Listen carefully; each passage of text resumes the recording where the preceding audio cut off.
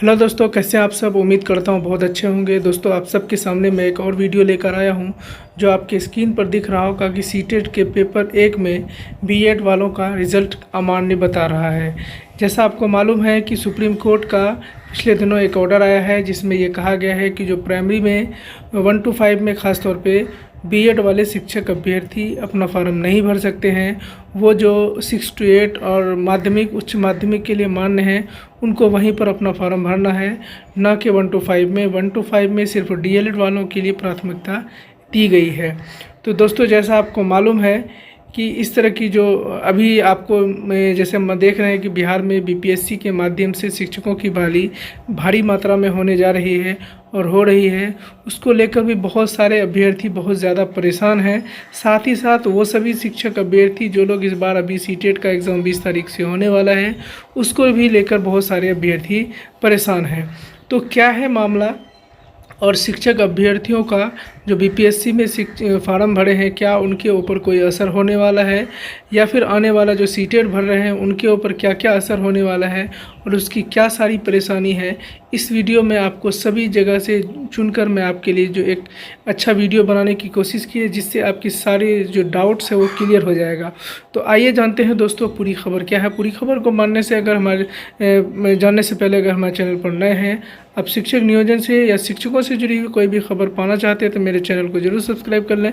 साथ के साथ बेल आइकन को भी प्रेस कर लें कि जैसे ही कोई वीडियो डालूँ सबसे पहले उसका नोटिफिकेशन आपको मिल जाए। तो साथ के साथ मैं ये भी बताऊंगा कि जैसे जो शिक्षक 2022 में यानी छठे चरण में जिनकी बहाली हो गई है, क्या वो भी इसको लेकर परेशान हैं या उनके भी सर्टिफिकेट में किसी तरह की दिक्कत आ रही है या आने वाली है, तो वो भी मैं आपको इस वीडियो में बताऊँगा। तो चलिए दोस्तों, शुरू करते हैं इस वीडियो को। इस अखबार के माध्यम से मैं जिसमें कुछ इंपॉर्टेंट पॉइंट दिए गए हैं उसको लेकर, और भी बाकी जो अतुल प्रसाद हैं उनका ट्वीट को लेकर, और भी डीएलएड वालों ने जो केस किया है उसको भी लेकर मैं आपको इस वीडियो में बताने वाला हूं। तो सबसे पहले आप देख लीजिए, सीटेट पेपर 1 में पास बीएड वालों का रिज़ल्ट अमान्य। मुजफ्फरपुर से खबर जो है संस्करण में छपा है, और साल 2022 में सीटेट देने वाले अभ्यर्थियों का रिज़ल्ट अब अमान्य दिखा रहा है। पेपर 1 की परीक्षा उन्होंने बीएड के आधार पर दी थी। ऐसे एक नहीं बल्कि जिले समेत सूबे में सैकड़ों अभ्यर्थी हैं। बीएड पर सीटेट पेपर 1 पास करने वाले अभ्यर्थियों का रिज़ल्ट अमान्य हो रहा है।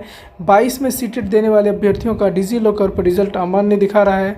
यानी धीरे धीरे इससे पहले के अभ्यर्थियों का रिज़ल्ट भी अब अमान्य होने लगा है। इसको लेकर अभ्यर्थियों का आक्रोश फूट पड़ा है।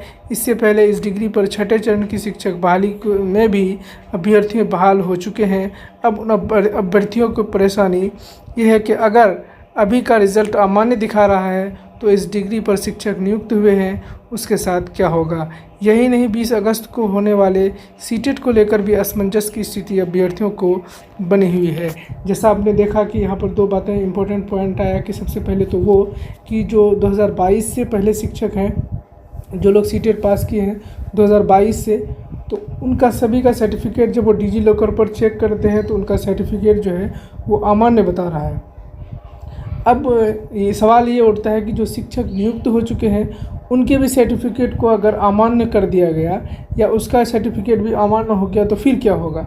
इसको लेकर अखबार में जो शिक्षक अभ्यर्थियों ने अपना बयान दर्ज कराया है उसको परेशानी को अपना बताया है। और साथ ही साथ वो सभी शिक्षक अभ्यर्थी जो सीटेट का फॉर्म अभी भरे हैं, 20 तारीख को एग्ज़ाम होने वाला है, उसके साथ भी क्या होगा। क्या वो अगर उसको एग्ज़ाम देने दिया जाएगा नहीं दिया जाएगा, ये सभी बातें इसका खबर में छपी है।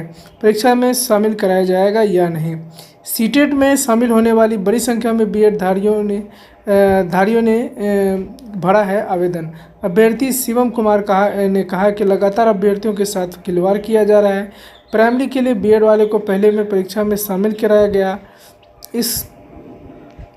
इस बार सैकड़ों अभ्यर्थी नियुक्त भी हुए और अब बीएड को प्राइमरी के लिए मान्यता नहीं दी जा रही है। अभ्यर्थी रोहिणी, संगीता समेत अनेक दर्जनों अभ्यर्थियों ने कहा कि हम लोग ने सीटेट पेपर 1 के लिए फार्म भरा हुआ है, अगर मान्यता नहीं दी तो फॉर्म ही क्यों भरा गया। जब सब पास करने वाले का रिज़ल्ट अब अमान्य किया जा रहा है तो हमारी परीक्षा कैसे ली जाएगी। अब इस पर कोई आदेश नहीं आया है। हमारा समय और पैसा दोनों बर्बाद किया गया। अभ्यर्थियों ने कहा कि हम पहले से तैयारी कर परीक्षा में बैठे, पास कर गए, अब नौकरी के लिए प्रयासरत थे, मगर अब हमारे रिजल्ट को अमान्य किया जा रहा है। हम में से ऐसे कई हैं जिनकी उम्र सीमा समाप्त हो रही है। हमारे भविष्य को बर्बाद करने की की जिम्मेदारी कौन लेगा? अभ्यर्थियों ने कहा, हम इसके विरोध में अपील दायर करेंगे। तो ये जो मसला है, आपने देखा कि अभ्यर्थियों का जो है सर्टिफिकेट अपने आप रिज़ल्ट में जो है वो अमान्य बता रहा है, जो कि शिक्षक अभ्यर्थियों के लिए बहुत बड़ा परेशानी का कारण है। तो चलिए अब दूसरी खबर की बात कर लेते हैं। जैसा दोस्तों आपको मालूम है कि जो बीपीएससी के चेयरमैन अतुल प्रसाद ने शिक्षक बहाली को लेकर जो बीपीएससी का फॉर्म भरा गया था और एग्ज़ाम की तैयारी हो रही है। 20 तारीख को एग्ज़ाम, 24 और 26 तारीख को एग्ज़ाम होने वाला है। तो उस दौरान बहुत सारे शिक्षक अभ्यर्थी काफ़ी परेशान थे कि सुप्रीम कोर्ट के इस ऑर्डर के बाद, उसके बाद अतुल प्रसाद ने ये क्लियर किया, एक ट्वीट किया कि आपको घबराने की ज़रूरत नहीं है।